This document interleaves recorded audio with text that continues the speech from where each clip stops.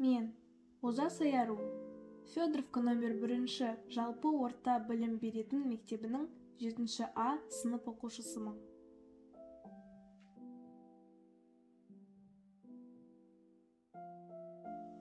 Маған қазақ ақын жазушыларының өлеңдерін оқыған ұнайды. Мағжан Жұмабаев Алаш қозғалысының қайраткері, ақын, публицист, қазақ әдебиетінің көрнекті өкілі. Менің оқитын өлеңім «Мен жастарға сенемін».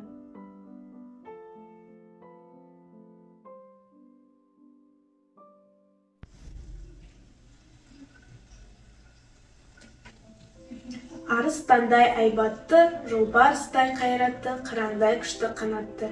Мен жастарға сенемін, көздерінде от ойнар, сөздерінде жалын бар, жаннан қымбат оларға ар. Мен жастарға сенемін, жас қыраңдар балапан, жайып қанатын тұлған, көздегені көк аспан. Мен жастарға сенемін, жұмсақ мінез жібектер, сүттей таза жүректер, қасиетті тілектер. Мен жастарға сенемін, тау суындай гүрілдер, айбынды алаш елімдер, алтын арқа жерімдер. Мен жастарға сенемін, қажу бар ма тұлпарға, талу бар ма сұңқарға, иман күшті оларда. Мен жастарға сенемін, алаш айбынды ұраны, қасиетті құраны, алаштың олар құрбаны. Мен жастарға сенемін, мен сенемін жастарға, алаш атын аспанға шығарар олар бір таңда.